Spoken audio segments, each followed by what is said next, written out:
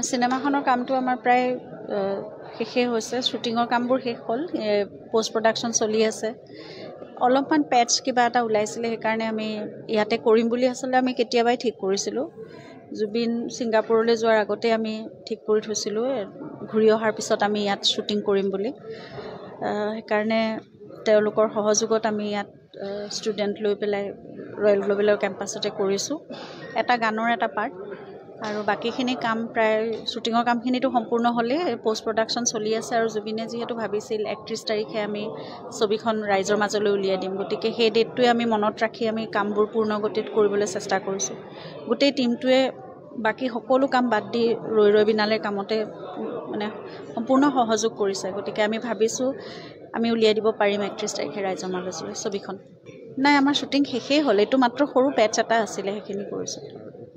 গান আৰু মিউজিকৰ কাম আমাৰ সম্পূৰ্ণ হ'ল।